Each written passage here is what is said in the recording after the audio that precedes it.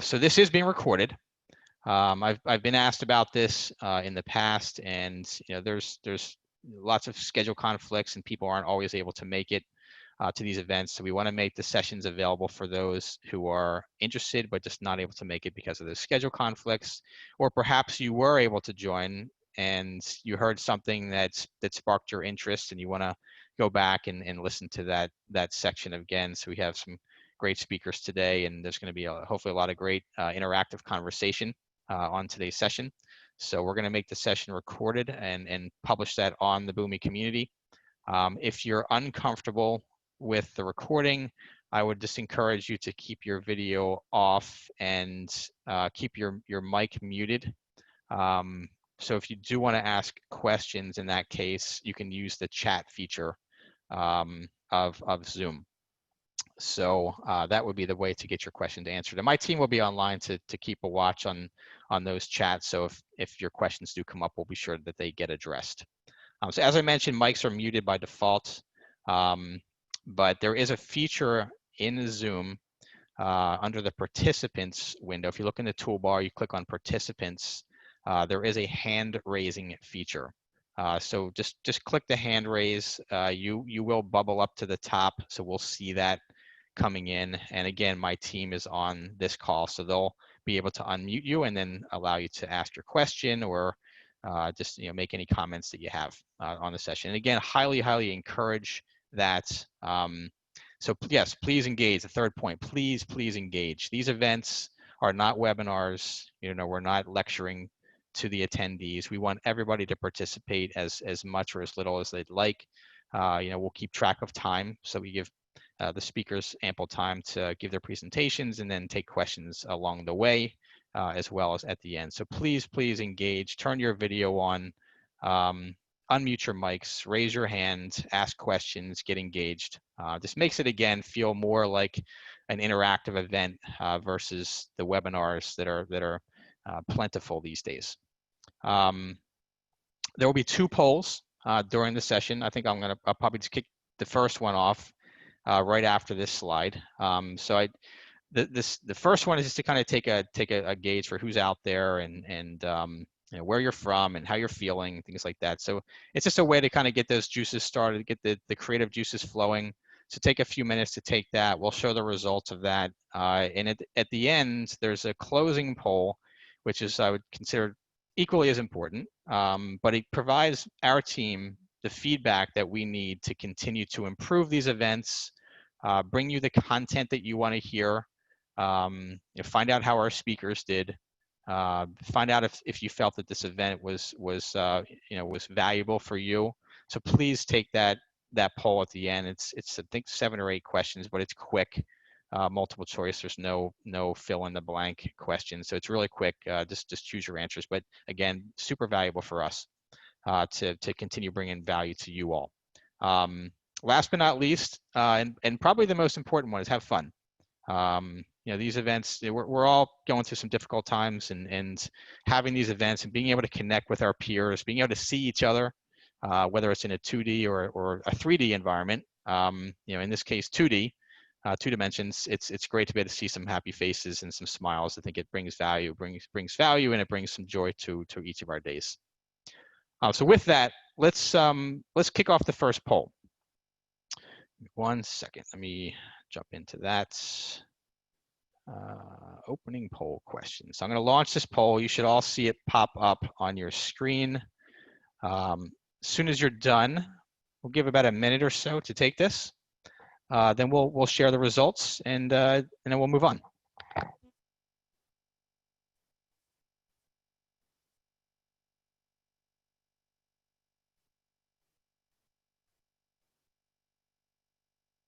Everybody can see that? Thumbs up. Yeah, I see some answers coming in. Cool. Great. All right, we're at 12 of 39. Let's get everybody to participate here. They're coming in fast. Great. Good job, everyone. Thank you for taking the time to do this. And while you guys are filling it out, one other point I wanted to mention is that the Boomi team has spent a lot of time in the last couple of months really looking to repivot or looking to pivot these events from 95% live events to virtual events. And these events are always about you guys. It's about our customers, our partners, our prospects who are looking to get more from the Boomi platform, looking to learn from other attendees, learn from each other, learn best practices, tips and tricks from our experts, get updates on the product, the roadmap. So these are about you all. I would love to see you all again engage as much as possible, so that you can take away as much as possible out of this event. So with that, I think we're about 90% voted. So let's end the polling, and then I will share the results with you all. Everybody can see that, the results? Cool, great. So one thing that's interesting to me is that we get a higher percentage of first-time user group attendees during these virtual sessions, which is great. I know there's some geographic limitations to attending in person. Getting into London is not easy. Lots of traffic and what have you. There's certainly barriers. You know, it takes extra time out of your day, and this is just click a button and hey, you're there. So it's great to see some engagement from folks that have never joined before. So thank you guys. So we got a majority from England. Not surprising. Lots of customers, great. Some team members in here. And then we have one person who considered their spouse their enemy.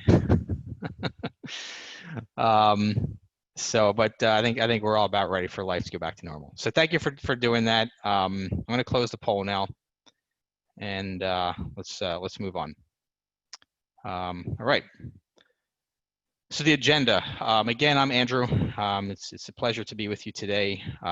Later this morning, or this afternoon, we're gonna hear from Mark, as well as Anoop, who will go deep dive into ICoE, and hopefully, again, have some takeaways for you all. And then we'll wrap things up at around 4:20. Mark and Anoop, I'll keep an eye on time, and I may ping you on the chat just to make sure we're staying on track here. Being respectful of everybody's time, and then we'll wrap. We'll do the poll at the end, and then we'll wrap things up and conclude. But hopefully there'll be some feedback along the way. Again, if you have comments or questions, please raise your hand. Ask questions of the speakers. This is your time to get as much information and value from them as you possibly can. But before we kick things off, I'd love to do an exercise, and again, this is about getting folks to engage and participate, and it's called the brain toss. And so I have a slide up. Everybody can see my slide. Hopefully that's still coming up, right? I see some heads shaking. Yes, Peter, can you see it? Slide, good.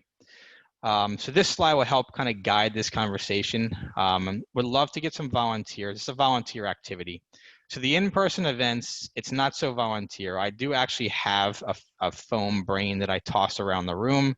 And the idea is you take 30 seconds, 60 seconds to answer these questions. And then, feel free to skip over if they're not relevant to you. And then that person would toss the brain to the next person, that person would go. And we generally get through about 20, 30 people relatively quickly. We're not going to do that in this case, just looking for, if we can get through about 5 or 6 people to kind of break the ice with this exercise. If we don't get volunteers, we may have to pick on some folks. So I hope and trust that we can get some people raising their hands. Who's interested? Please raise your hand. We'll unmute you. Sarah will keep a watch on that. It's always tough getting that first person. We have James Casey. Hello. Thank you for being our first. No worries. Shall I just whiz through the list of questions here? Please do. That'd be great. And again, right. thank you for participating. Yeah, no worries. So yeah, look, James Casey, I'm head of IT projects for Asia for Le Creuset, but I was prior to that the integration architect, global integration architect for Le Creuset, as in the pots and pans people. Why did we purchase Boomi? Look, we did a big vendor selection program, if you like, last summer. We are looking for a strategic investment into an integration platform. We have quite a large global estate. Currently, the classic kind of data everywhere, not particularly well structured, systems that have just organically grown across our subsidiaries over the years. So looking to come in, instill really a level of discipline into how we handle data and integration. You know, putting in a reference architecture that works for us, that allows us to deliver against our vision, really, which is kind of fast, free-flowing information, you know, being able to react in the moment with our data, et cetera, et cetera. So, so Boomi was selected as our strategic partner for that. Has the community helped me on my journey? We haven't really reached out too much. I mean, yes, we have, is the answer. You know, they have helped. You know, it's really been a task for us internally to pick up the Boomi platform. You know, between us internally, we've got a team of people that have been in integration for many years. I've been in integration for 15 years, working with a number of different technology companies. You know, so integration for some of us is kind of bread and butter. But you know, learning Boomi, learning any new product, it's been a nice journey for us, actually. I've quite enjoyed working and learning the Boomi product. So where are we going next? Right, we have a very large global rollout program that we're in the midst of right now. So we've got a number of go lives coming up around the world. We're kind of dropping in bits across the different regions really over the next few months. And that's all going quite well so far, which is great. And then it's about kind of, for the product anyway, land and expand. You know, we get Boomi in for day one, we prove its value to the business. Where can we go with it next? There's a lot of opportunity. And so we want to make sure that we're leveraging the different suite of products that you've got rather than just being a pure play. We want to try and get the most out of, you know, of the platform. So that'll be where we go next. Interesting fact about myself. I don't know. It's all Are you a chef? No, I'm not a chef. Chelsea fan based in South London. That's probably about all I can tell you. Missing the Premier League, actually, badly missing the Premier League. I'm sure, yeah. Yeah, James, thank you for sharing with us. No worries. I'm a big fan of your products. No worries. Cheers. Cheers. All right, Eric, we have you up. Hi. You're unmuted. Thank you for volunteering. No problem. Can you hear me? We can. Excellent. So, hi, I'm Eric Fosdyke. I'm the Head of Enterprise Architecture for Middleware and Digital at Thomson Reuters. So most of you, I'm hoping, know Reuters News Agency. We also, as well, sell legal and tax solutions across the world. Why do we purchase Boomi? We have a lot of legacy middleware lying around. We've got 5 different platforms with hundreds and hundreds of services. Many of them have many versions. And really, we wanted something that was both scalable, modern, but also something where, you know, from an IT perspective, you don't just need to have your IT folks constantly doing things on behalf of your business partners.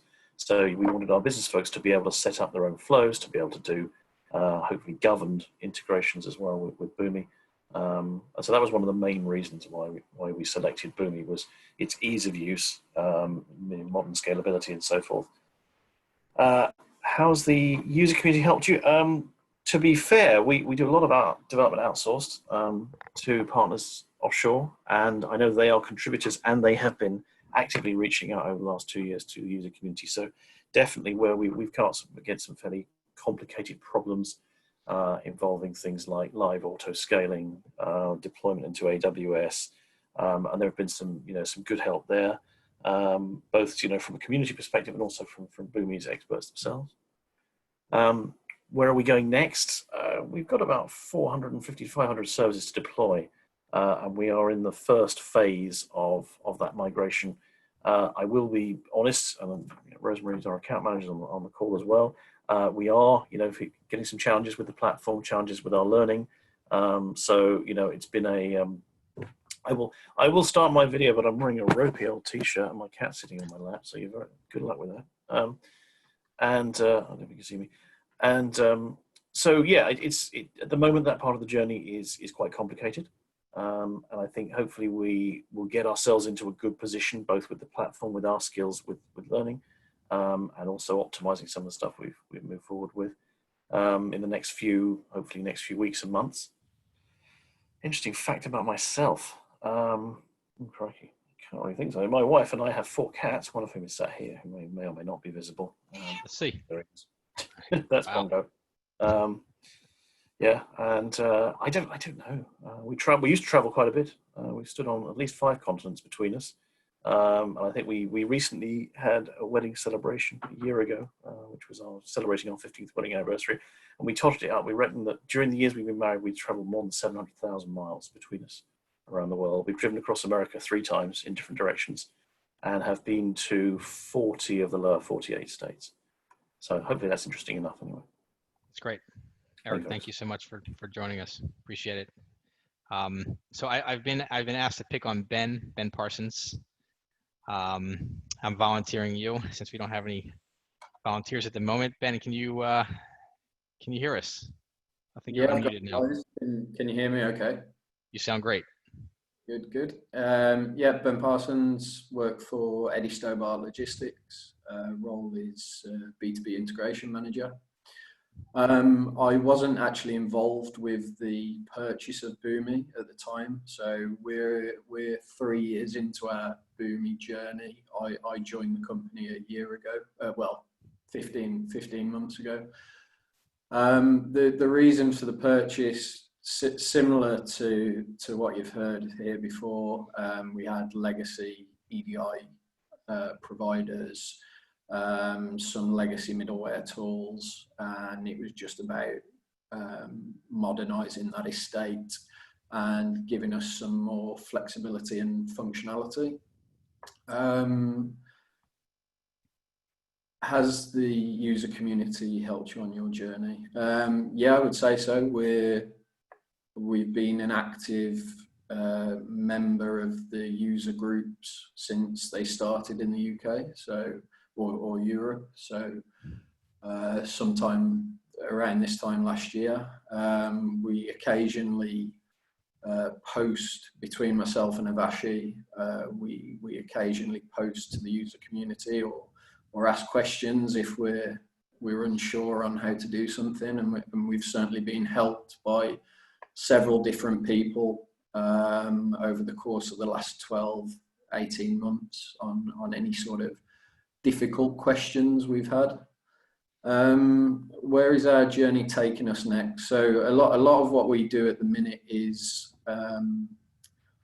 EDI based, API management, and we're now starting to look at more of the applications we have within our portfolio. So we have things like HR systems, LMS systems, workforce management, and we're looking to build some data streams between those systems.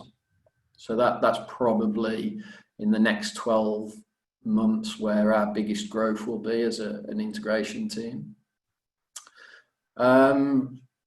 Interesting fact about myself. I don't really have any. I'm not an interesting person. So, but there was one of the guys touched on his football team that he supports, and so I'll go with that. And I'm a Walsall FC football or season ticket holder.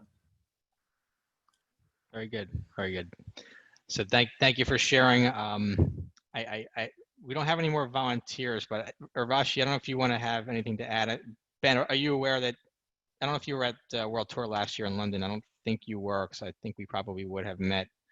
Perhaps you were, but we gave you guys a community champions recognition. Urvashi accepted that from us last year at World Tour London, which is a little over a year ago. So thank you all for continuing to be community champions for us and sharing your Boomi story. So Urvashi, anything you want to add? I'm gonna unmute you briefly, and I think we can probably move on with the main event for today. I'm trying to unmute you. No, it's not working. Can you try to unmute yourself, perhaps? There you go. Oh, I just muted you. Sorry. Unmute yourself again. think we were both clicking the button at the same time. Okay. Can you hear There me you now? go. There we go. Yeah, as Ben said, like there's nothing like more to add to it. Like we're working on lots of other interesting projects internally and with customers as well. So we are using Boomi for, we are expanding our horizons, and we are using Boomi for other main integration projects internally as well. And yeah, like when it was purchased, I wasn't part of it. I joined afterwards and picked up Boomi quite well. And I think community has been very helpful for learning phase. And now, like as we are like using different aspects of the community, and it's really helpful. So yeah, I think project wise we are using like we are using Boomi very well, and I think customer support is very helpful as well whenever we need it. So yeah, I think nothing more to add to it. Great, great, awesome. Well, for those of you who did participate, really appreciate it. That's probably good as far as time. I mean, again, that exercise is about just breaking the ice, getting a chance for folks to introduce themselves if you're not speaking, starting to build that rapport with your other Boomi fellow colleagues around the UK and Ireland. So when we do return to those live in-person events, hopefully you'll remember some of those stories and get a chance to meet face to face. For those of you who didn't participate in this activity, when we do return to those live events, it's very difficult to get off the hook for these. So there's a good chance that you will be you have your arm twisted and you'll have to go. But we'll get into that when we do return to live events. I look forward to that sometime soon. So Mark, you are up, my good friend. Yeah, thank you very much. You ready? We can see you. We can hear you. Yeah. No bright lights. You look good. Yep. No bright lights. So we'll let you get started. And by the way, Mark, if you're comfortable with it, people asking questions. If you do have questions for Mark along the way, raise your hand. Post the comments in the chat. We'll be on the lookout for those and give you an opportunity to pick Mark's brain. There's a lot of good information in there. Yeah, super. Okay, let me get going then. So just to introduce myself, I'm the Global Director of Architecture Services in Boomi. So I cover the various different regions from an architecture service perspective. What I'm going to take you through in the next 30 minutes is some of our ICoE best practices, more food for thought really, and some of our tips and tricks. So let me get going. So as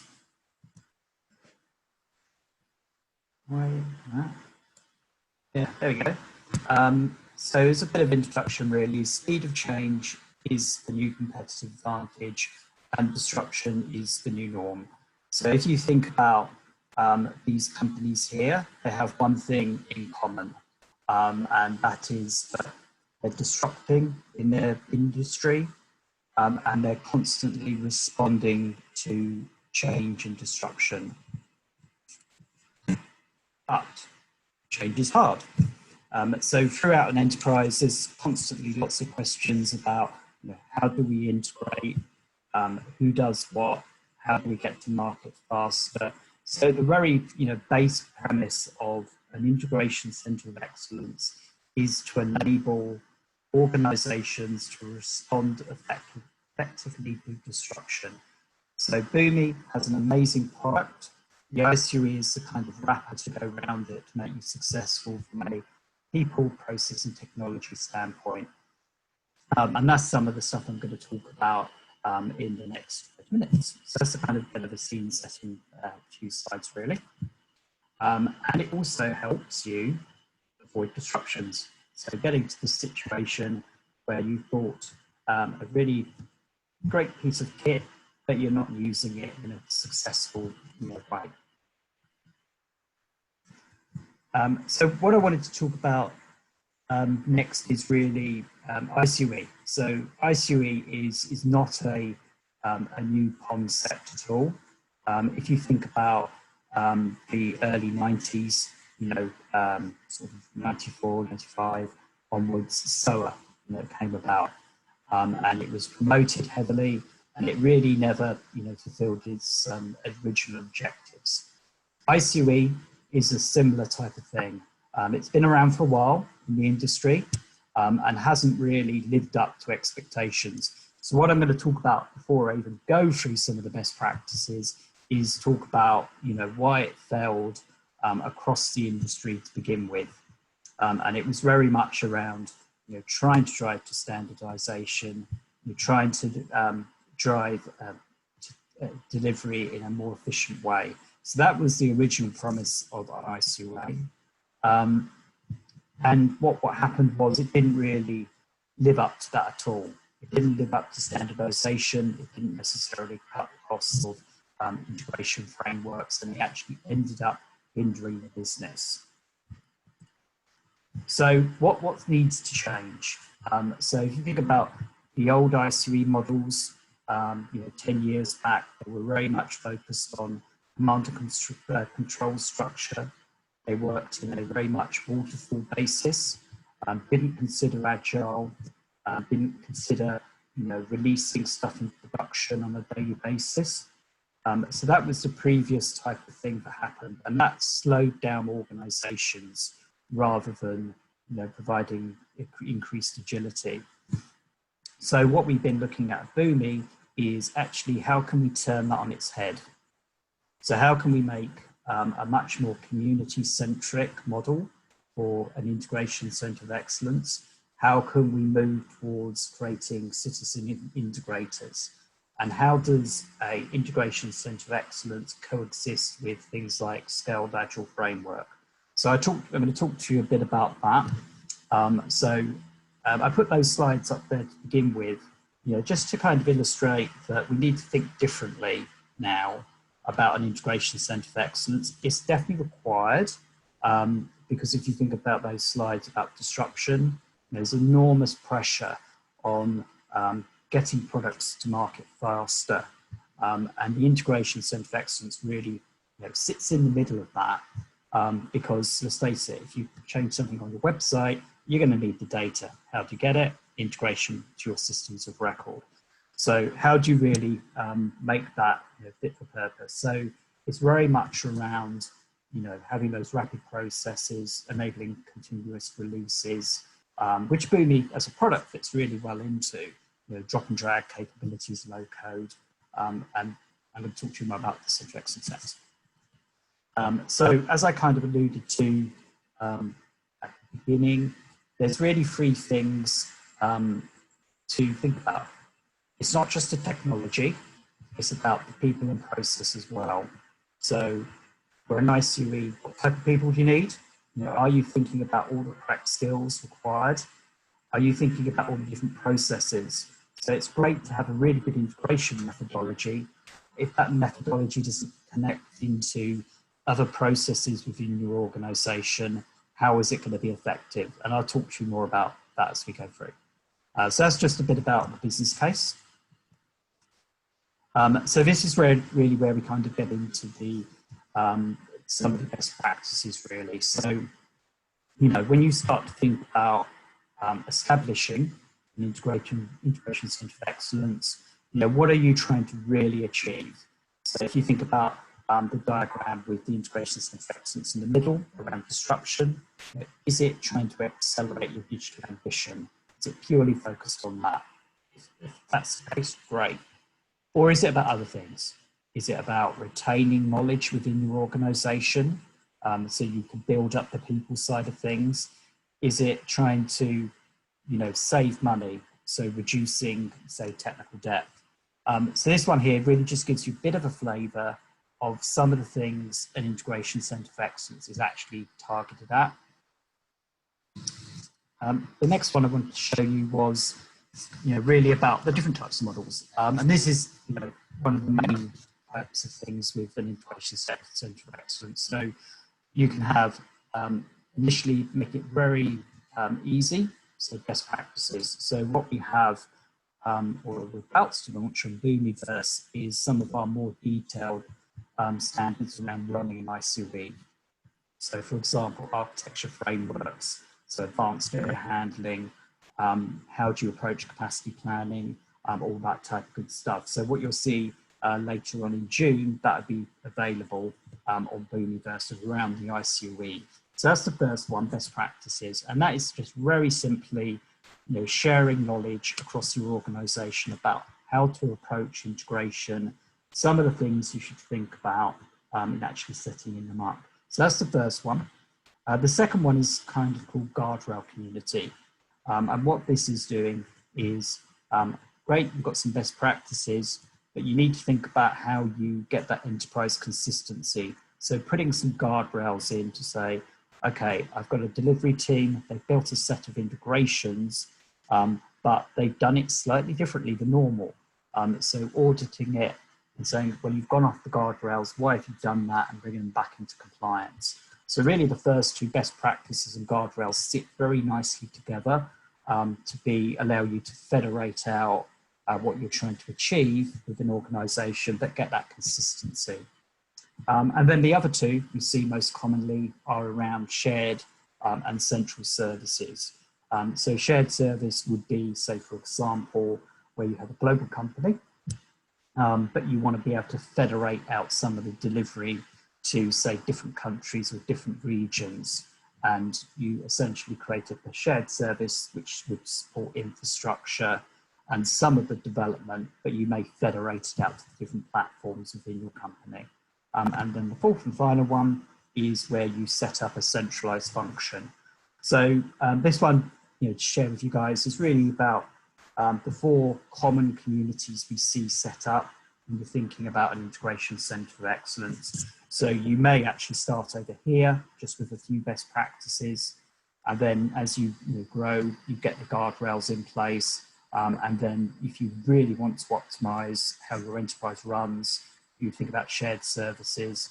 If you want to be really, hardcore about controlling your organization, setting up a central service that does everything on integration patterns. So that's just give you a flavor of some of the models. And then this one is just talking about going back to the three pillars, people, process, and technology, to give you a flavor of, what type of roles would you actually anticipate. So obviously you go down the central path, you would have a lot of staff involved. If you go to shared service, a few less, guardrails, write down best practices. And again, on this one, what type of processes should you be thinking about connecting into? So if you start missing some off, you're going to find when you're trying to respond to, say, a disruption in your industry, get something to market quicker, and you haven't linked into all of these, you're going to find gaps. So planning those out up front.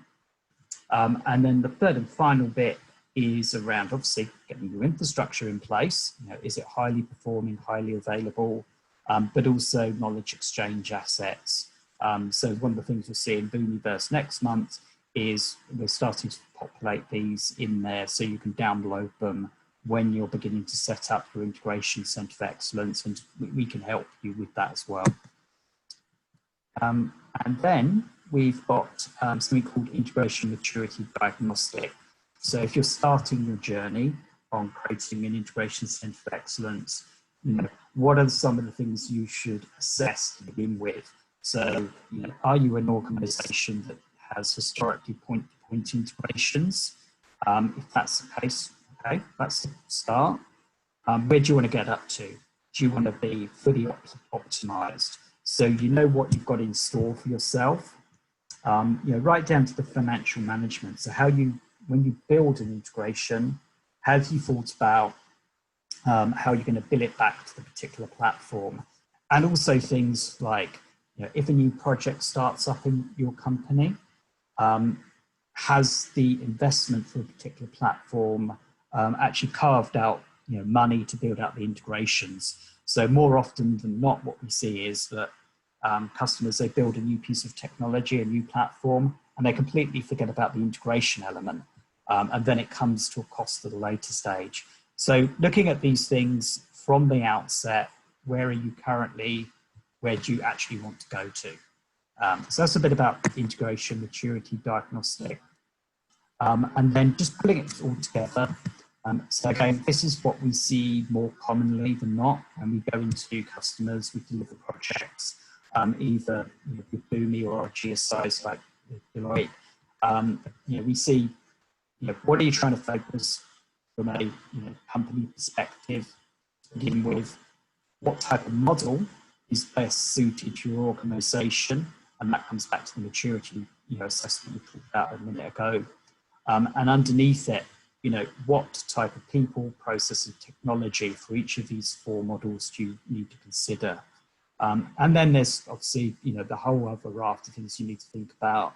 So what is the mission, scope, and charter? What are the things you're going to focus on to begin with? What's the roadmap? So what integrations do you have coming up over the next 12 months, 2 years? What are the KPIs associated with that? So this slide here is just trying to pull it all together to say on one page, if you're starting with an ICoE, these are some of the things we recommend you think about before you get going. And then, believe it or not, I'm already at my summary. So, what we're seeing at the moment is iPaaS, very successful.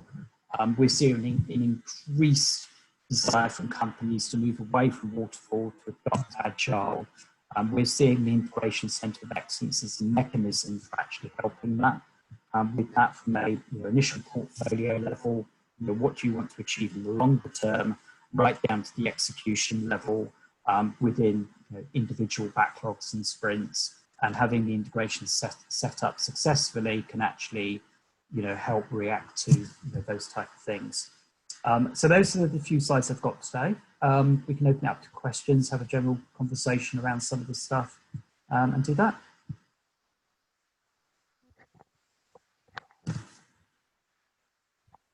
Thank you, Mark. So yes, for those of you who do have questions, I see one question coming up here now. Use the raise your hand feature, which is under the participants toolbar, or just post in the chat, and we'll be sure that we get your question answered, get you unmuted. So Jayesh, I hope I'm pronouncing that correctly. I'm going to attempt to unmute you. You should be unmuted now. So please ask away. Hi, everyone. Yeah, I'm working on a Boomi integration project now. We have developed a process. We have an integration with an API provider. So we are sending data. But what we have built a main process which goes into the various sub process. So what our challenge now is like, how do we control the development of the main process? So we have 4 developers working on that process. So how do we manage that? Do we have anything like check-in, check-out for a process? Like if I'm working on the process, other person is not able to or should be aware that, okay, I'm working on it. It sounds like, yeah, so is it just how, so what you're asking is really how you're managing the change within the development work? Yeah, eventually, yeah, that's what basically it will lead to, yeah. Interesting one.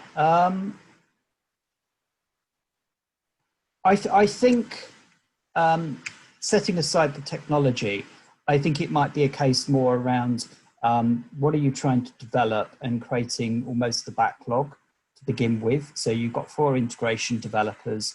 Have you got a clear path about what they're trying to achieve? So starting from that perspective and saying, okay, over the next 3 months, we have 5 integrations we're going to be building. How is that divided up into a product backlog? So your 4 integration developers know what they're building and when. So you don't have a case of them, getting messy. And, that will then allow you to scale successfully. So when you're moving from developing just 5 integrations to say 100 integrations, have you got the kind of architecture runway defined for your program of work right down to that kind of product backlog and who's it assigned to? And that will help you give the kind of scale of magnitude. So I've got some stuff I could show you actually. I don't have it just right away, but explaining how to think about developing integrations in an agile fashion, but that would be my recommendation. Have a clear definition of the product backlog, and then your integration developers are clear on what they're trying to achieve and how they can, you know, work together successfully, if that helps.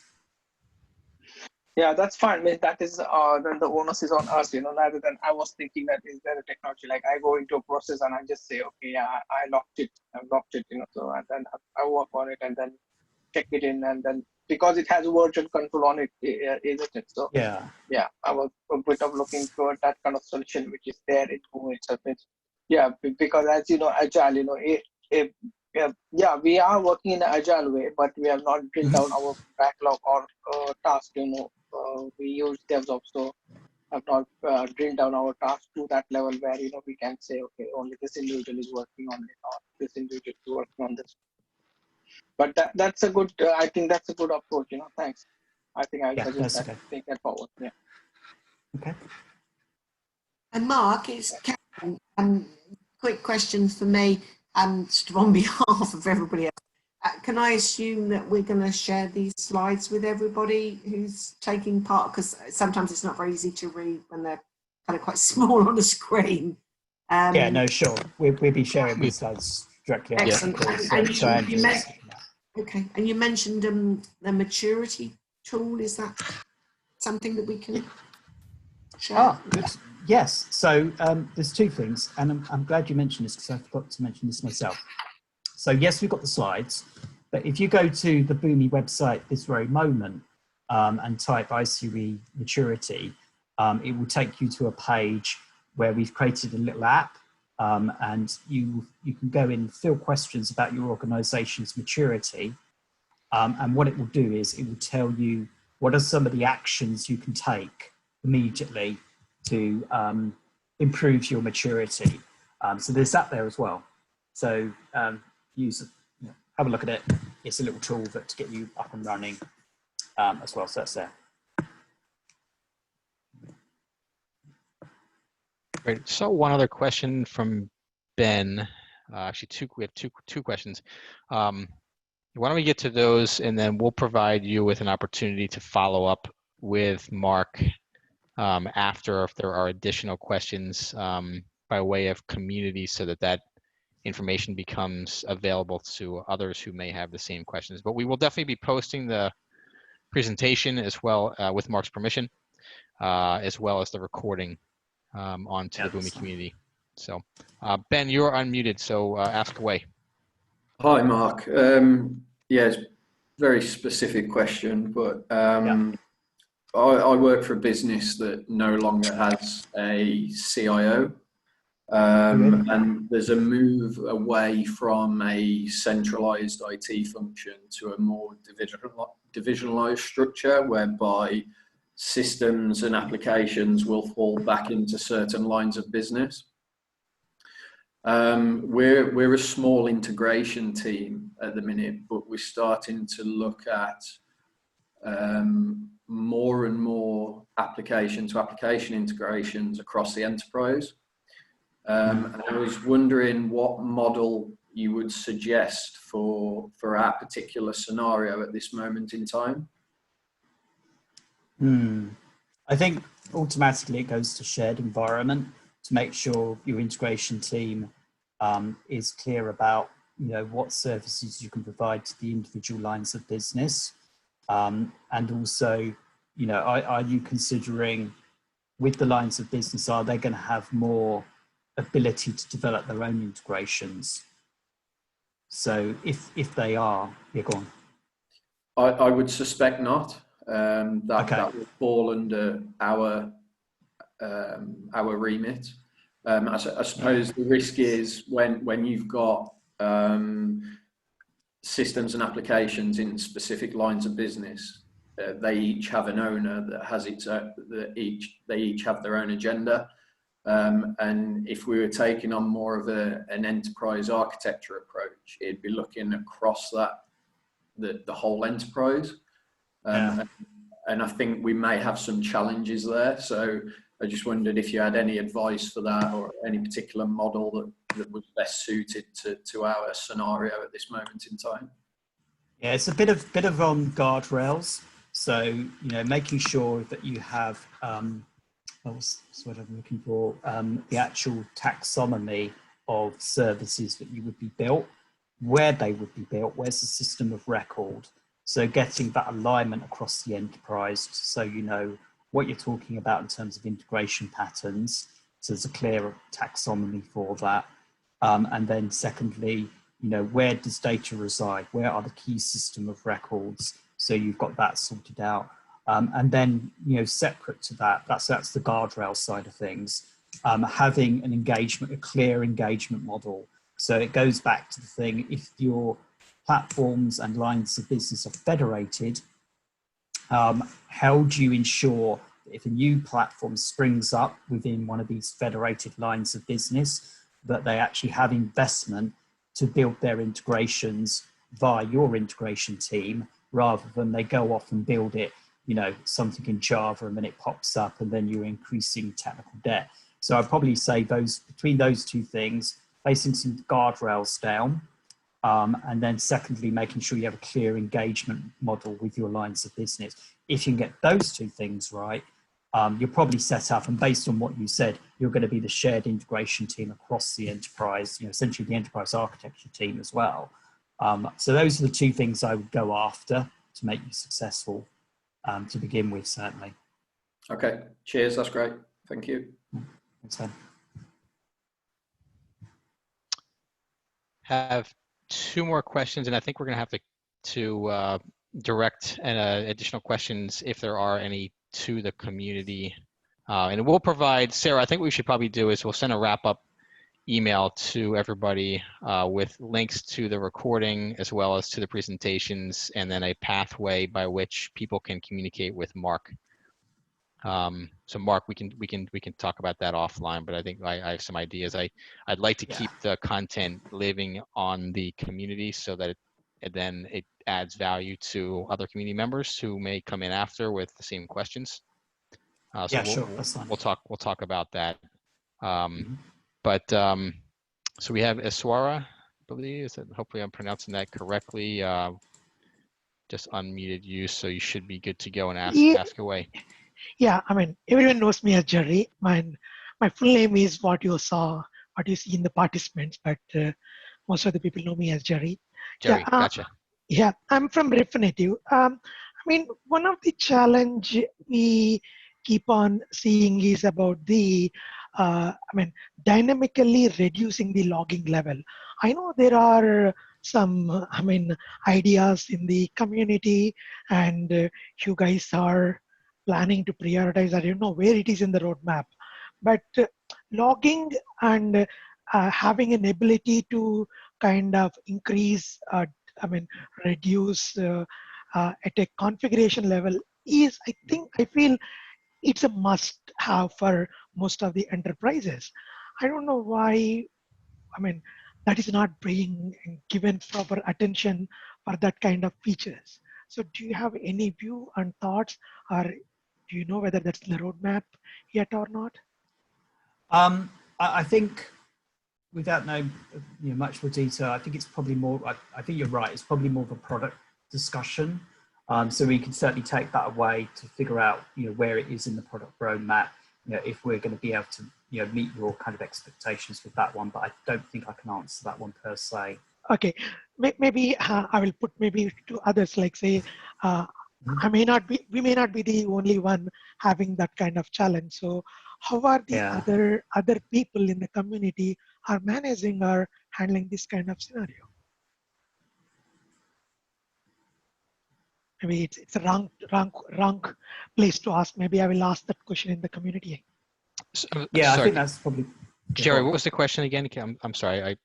So my question is, my question is, we are not the only enterprise where we want the logging level dynamically, reducing or increasing. So at some point of time, we need that. And how, currently that kind of capability or feature is not available in Boomi. It requires a deployment. And that too, it's not a kind of a medium level. It's either full or none. So, how are the other customers are dealing such kind of scenarios?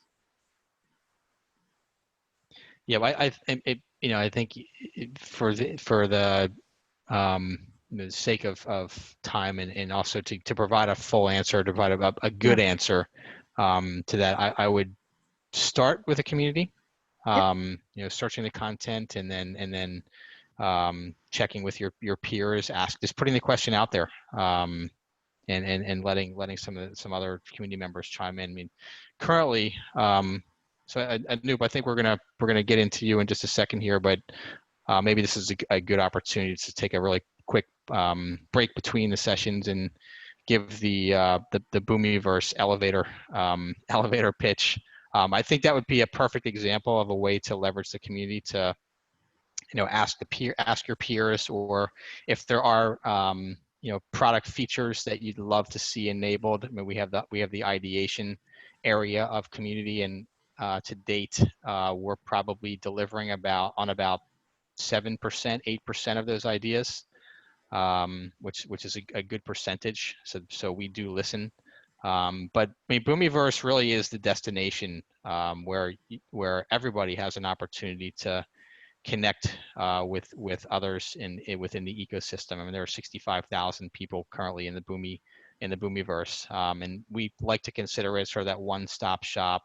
There's the forums, there's on-demand training content for your Boomi certifications. There's a lot of knowledge content, and we're continuing to add to that at a rate of about 50 new knowledge articles per month, and hoping to accelerate that. There's pre-built solutions through the community share. I mentioned the ideation. You can get updates on the roadmap, updates on the monthly releases. And it's really designed to help you all accelerate your business outcomes. So if we've heard some great stories from some of the folks on this call who've spoken that they're getting value from the community. So if you're not presently using it, definitely would encourage you to get in there, sign in, and start to engage.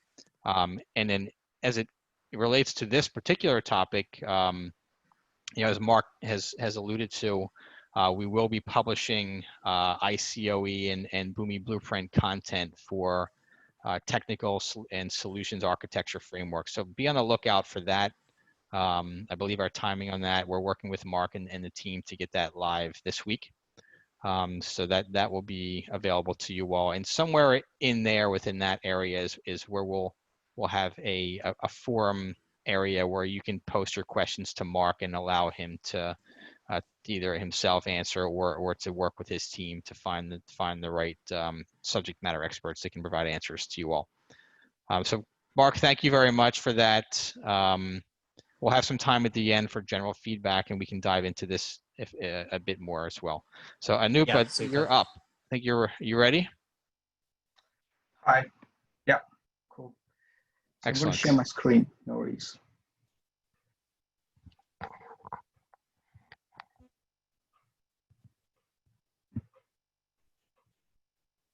Excellent. So just a second. Yeah, so just a quick introduction from myself. Firstly, thank you, Mark. I think that was a really good presentation. I think some really wonderful questions as well. So my name is Anoop Sankaran. I'm from Deloitte, UK. And essentially, we work as part of Deloitte. We work globally with Dell Boomi. We have around more than 450 practitioners focused on Dell Boomi across the globe. In the UK, we have closely 50 practitioners. But myself, I'm a Boomi solution architect. I've been fortunate to have worked on some really wonderful Dell Boomi engagements. I primarily focus on public sector. At the same time, I'm quite involved as a subject matter expert in Deloitte, quite involved in a number of engagements with the financial services and private sector as well. So Mark touched on the Dell Boomi Integration Center of Excellence, the ICoE, as a concept. I don't have a lot of slides. You can see just 3 of them, probably just 2 to focus on. So I'll just touch on how this ICoE kind of exists. The Boomi ICoE kind of coexists with the larger integration center of excellence that you would see in large organizations. And also I'll touch on a couple of case studies or use cases about it. So from our experience working with Center of Excellence, where we see the Center of Excellence kind of working is essentially kind of promoting an integration as a discipline across the enterprise. And we think that's quite important because you can see in large organizations, you would have many integration technologies, many integration platforms, principles, and often it just becomes too many tools, too many people involved in it. So I really see the Center of Excellence kind of acting as that steering to ensure that the enterprise integration is a single standard discipline across the enterprise, kind of the primary objective. And again, with the proliferation of integration tools, platforms, and methods, naturally your investment is quite high. So again, the Center of Excellence kind of works to ensure that it's all optimized and making sure that you get a better return on investment from an integration standpoint. And lastly, this is something that we see in modern digital transformation engagements. How can we use integration to enable innovation? Often in an old world, if you have been in integration for a while, just like me, you will see that integration kind of used to be a bottleneck. Any organization embarking on large transformation programs, the amount of time that you would spend on designing, building, or formulating integration used to be tremendous. Unlike some of the other customer-facing applications like CRM, others. I guess it's changing now with this modern, the investment in the cloud integration platforms, and integration is seen as enabler, especially through the API enablements. When you have a set of services which are readily available, your digital transformation kind of becomes much more, I guess, much more easier and much more simpler to achieve. So I would call it these are the three objectives, at least from what I have personally seen and what you've seen in the market. So from a Deloitte standpoint, I'll try to take this tool out. Yeah, so this is the capability model. As I said, we have been working on Center of Excellence for many years, and Boomi Center of Excellence is now in addition to it. The Center of Excellence works across three areas, and many of the questions that we just touched upon a while back kind of falls across any one of these three areas. The first is around the vision, the strategy, and the governance. So a while back we spoke about, and I believe it was Ben, we spoke about an interesting problem of centralized versus the federated, or centralized versus decentralized model. It's a very, very common problem. That's something that we see across in large organizations. And it's a problem which needs to be solved. And this is a problem which needs to be owned by Integration Center of Excellence, in my opinion. To give you an example, a couple of years back when I was working in one of private sector organizations, the Forex conversion was a hot topic. And it was over a period of time, different functional units had different ways to convert the Forex, and they have different services built to it. And oftentimes they all used different rates as part of that. Integration Center of Excellence owned that problem very quickly, provided a service using the rates that are prescribed by the Treasury or prescribed by the finance organization. And it is something which where Central kind of took the ownership, whereas the decentralized models kind of worked to achieve the end outcome, whereas Central kind of owned some of those reusable services. So such policy or strategy decisions are typically on that vision, strategy, governance. That's quite an important part of the Center of Excellence. Second is around the governance models, who can change what, who builds what. That again is driven by the Center of Excellence model, largely around what kind of architecture are we looking at a large global organization. So that's the vision, strategy, and the governance. Then comes further down around what's our approach, what are the framework, what assets do we have, what kind of the architecture roadmap methodologies, which is further down as to enabling what is, I would say, the real implementation. So delivery approach is where you look at the tool sets and kind of agree on that, yeah, this is what we're going to use for each one of these use cases. Lastly, around the actual implementation, Boomi, for example, provides 5 different capabilities currently, I believe, right? Integrate, Flow, MDM. Now you've got Unify, you've got API management, etc. So again, what are you going to use? You have your implementation cut across each of these 5 areas, and your standards are defined by the delivery approach thread. Similarly, how do you adapt your implementation depending on your method? These days, I guess it's mostly we got agile. At the same time, it's not uncommon to see some of the waterfall or hybrid models in more classic programs like SAP, enterprise transformation, etc. So this is kind of the model that is typically used, and I guess just going back, I guess there's a massive role to play integration center of excellence. And I would say the Boomi Integration Center of Excellence needs to work very closely with a broader integration center of excellence. One of the other examples I can think of is if you are looking at an organization with SAP or Oracle, the landscape, they come with their own integration tools. Then the common question is, who does what? Where do you see these integration tools playing together? So I guess these are some of the interesting policy conversations to be had as part of this center of excellence. I just want to briefly touch upon, so one of the typical things that you would see in any Boomi center of excellence organization is what tools, what methods, what do you have in your pocket so that anyone can come in and start using it. So this is something which I've developed in Deloitte, the cloud-based integration storefront, which is being used across a number of projects.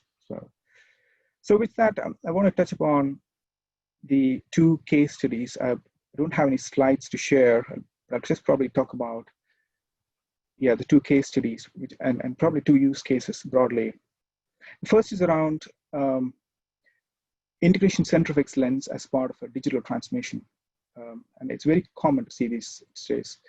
From my experience working for a large local government organization, there was an ambition to have a digital transformation to make many of those typical citizen services available digitally. And it was quite a complex program consisting of a CRM, a web, and identity management, and integration kind of played that strategic middleware tool to connect these different applications. So in this case, the Center of Excellence wasn't really called out separately, but Center of Excellence was kind of embedded as part of the program up front. So which made sure that there are right policies up front, there are assets and tools defined, common reusable frameworks were defined up front, methodologies, etc. And at the end of it, I guess where I would say the success of having that COE-based thinking as part of the digital transformation is it actually, of course, the transformation went live successfully on time. I guess more importantly to me, integration started out as being part of the overall program. At the same over a period of time, integration kind of became one of the easier things to achieve in the grand scheme of things, which is very different to how integration was looked upon from earlier days. It was never the bottleneck after a period of time, and that's just because of the COE-based thinking, where the reusability was the heart of it. The assets frameworks and everything was right at the heart of it. So it was all clearly well defined. Everyone knew what has to be done. The second, so that's a digital transformation use case as an example where COE was part of it. The second example is a material manufacturer based out of Europe, where the customer had a thinking where they had multiple portfolio projects, and they wanted integration as that center of excellence to provide consistency in terms of common vocabulary. What are the different, what is the common vocabulary in terms of services used? What is the common vocabulary in terms of the process, the tools used, etc. And in this case, the COE enabled a number of programs, which includes an SAP transformation program, a Salesforce transformation program. And at the end of it, the COE had a number of skilled practitioners, which include architects and developers. Everything was, standards, policies were available. and the customer kind of went ahead and started building the integrations themselves. So I guess the two different examples. First is where CoE was embedded as part of the program, where in the second example, CoE was actually a part of the ask, and it was implemented. So that's pretty much from me. Just to summarize and going back to what I had earlier, I think it's very important that CoE drives integration as a discipline. It's kind of the functional objective, and where possible optimize the investments. And I think the third point is increasingly the key as well, where people look for API and transformation for deliverables from a center of excellence. That's pretty good for me. Mark. I'm happy to take any questions.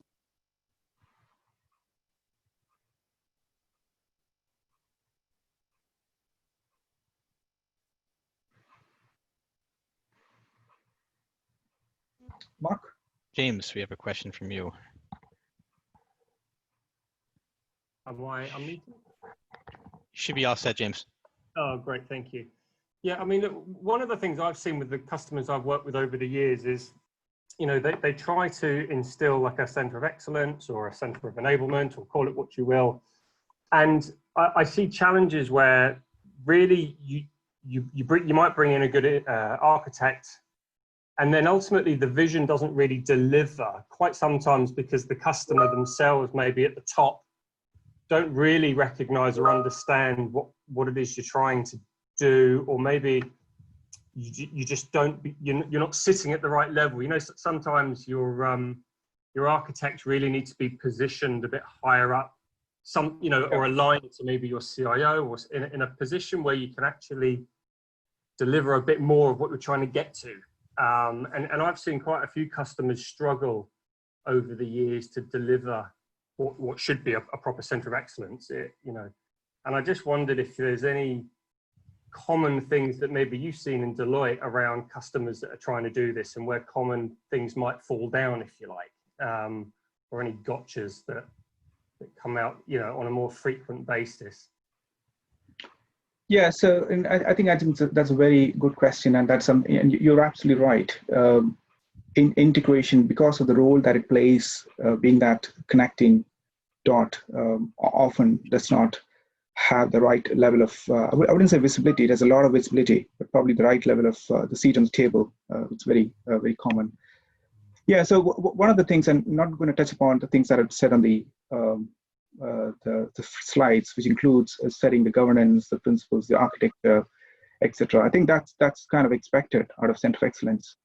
What we have seen with some of the customers, and what we have done pretty well, is also doing that roadshow kind of thing, where you actively speak to various forums, or, you know, various people. So the customers for integration typically tend to be slightly internal as well. You know, it could be your chief marketing officer, could be chief digital officer, could be various finance officers. So having that internal roadshow where you actually take your catalog, where you actually take what you have and clearly demonstrate a value, saying, you know, with this, you're going to minimize your spend on a program by, let's say, 10% or 15%. And I think having that roadshows have clearly helped and provide the right level of visibility.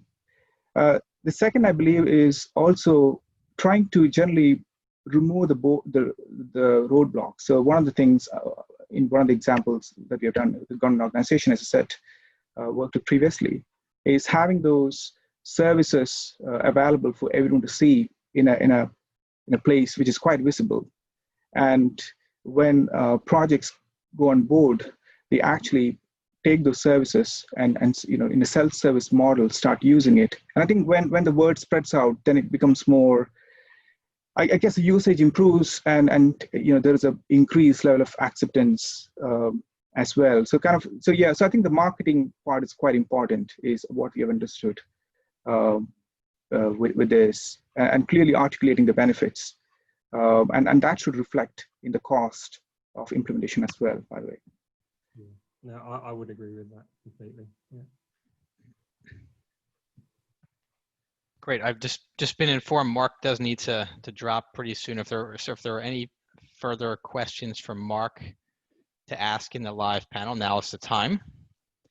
Or of course Anup as well. Any questions? Any further questions?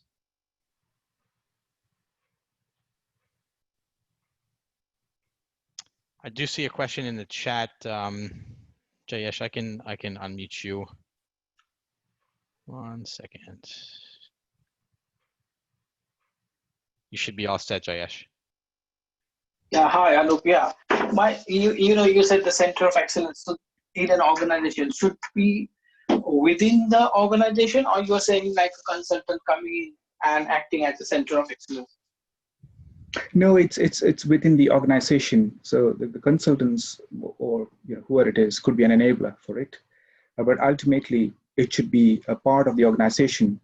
And I want to go back to what Mark said in his the list of models, and my favorite one is a shared services model, because I think integration is a shared service. It's used by different functional units or different applications. So as a shared service, it exists kind of, I would say, falling within the CIO's probably portfolio is where I see this sitting.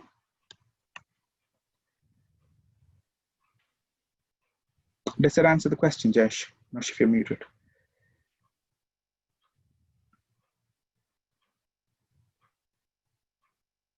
Hopefully it does. Okay, great. All right, everyone. So let's do this. We're about near the end here. So Jayesh did say yes, it did answer the question. So we're good. So let's do two things at once here. I guess in the interest of time, we still have a pretty good audience here. A good number of folks are still on the line. So I'm going to launch the closing poll, and at the same time, I'm going to attempt to unmute everybody, so that folks that do have questions,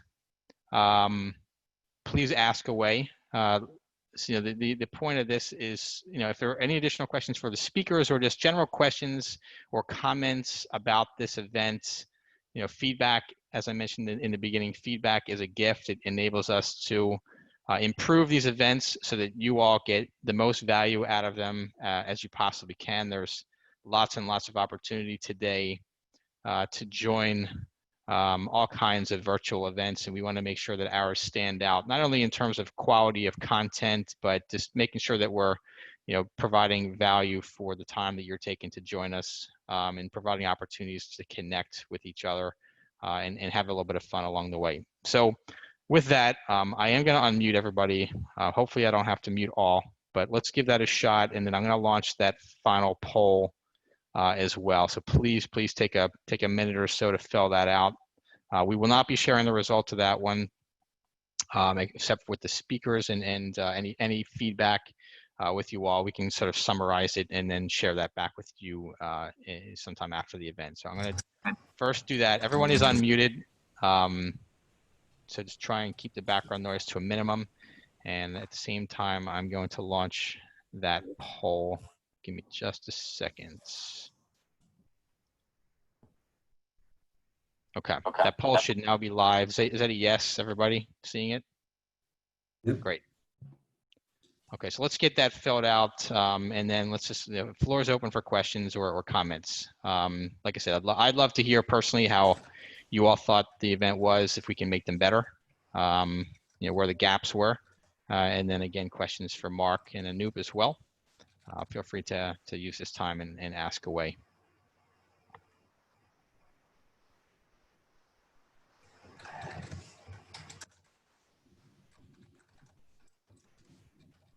Rosemary, I think you should have been unmuted. I blame Zoom. Now I'm finally on mute. Hi. Yeah, I had a quick question. It was more for Anup, as to how do you approach costing up if you decide, yeah, that sounds great, I'd love a centre of excellence.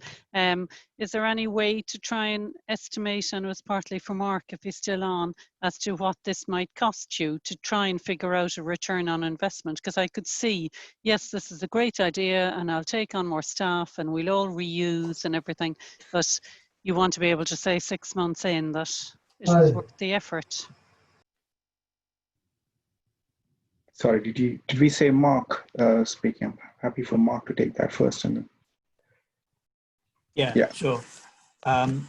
So there's the first thing we normally do with an engagement is do an ICoE design up front, and that really looks at the organizational construct. So how are you going to set up your integration factory, where are people going to be deployed, and look at the roadmap for integrations. From that, you can start working out your return investment. So it goes very much back to the shared service environment. So if you can work out those things to begin with within the design of the ICoE, you can then get down to the detailed level and saying this is return of investment because we can optimize our staffing. So that's on the people side of things. And then more on the technology side of things, what we do more often than not is look at shared technical capabilities. So the continuous delivery, continuous integration path, that's one example. So within a ICoE, you're speeding up the delivery factor as well. But the main kind of point of the return of investment is clearly designing the ICoE up front, and then you can really extrapolate over a longer period of time how much you're going to save. Okay, cool. So,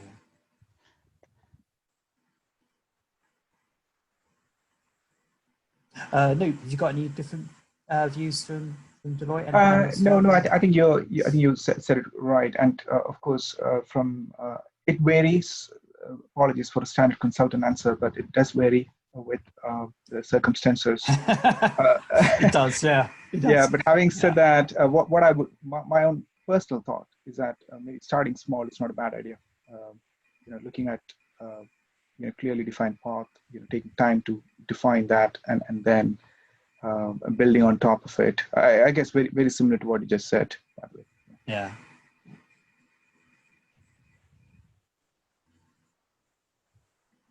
Great, awesome. Any other questions? Any other feedback? Anybody want to offer any feedback on the event itself? See a lot of folks looks like may have muted themselves. Rosemary, I don't know if your hand is up still, or I'll unmute you again. Let me unmute everybody one more time. Okay, I believe everyone now. Well, I don't know. Zoom is not doing what it's supposed to. But I do appreciate the surveys. Still have a few folks that have not yet taken that. If you wouldn't mind doing that, that would be great. But Rosemary, did you have some feedback, or was your hand still up from earlier? It was still up from earlier, Andrew, thank you. And I did have one general question. I suppose it's good to get a feel for if people would like more kind of technical detail on these sort of sessions or more businessy side of it. So that's just, maybe they can put that in. Is there anywhere to add in any free text or anything? Or they can send it to you, I suppose, as feedback. There's no free text, unfortunately, in this this setup, but there is a question on the poll. It's question number 7 that asks more specifically about topics, and there is an other topic, and there's a instruction in that question how to send feedback to my team. Okay, perfect.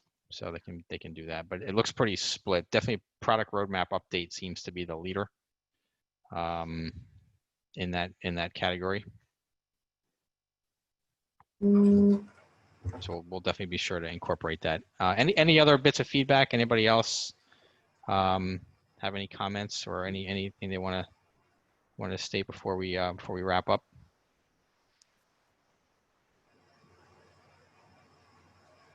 Okay. All right. Well, I will leave the poll open until the very end, but just wanted to thank everyone for taking the time to join us today. It's great to get everybody together as best we can in this environment. Of course, we hope everyone is staying safe, that their families are safe. But let's keep these going. I'll work with the team to work in organizing our next one, and we'll figure out the best format and the best content and align those things together. And hopefully, fingers crossed that we can get together. I know that there was chance of Boomi World Tour happening in London again this year, although I'm not sure where that's going yet. I'm sure we will know soon, and we'll be able to communicate that all out to you all. But we look forward to joining you again, whether it's in a virtual environment or an in-person environment as well. So thank you everyone for joining. Unless there's any final questions, we'll close it out, and we will see you next time. Cheers, everyone. Stay safe. Thank you, Andrew. Thanks, everybody. Thanks Thank you, again. everybody. Oh. Thank you. Bye.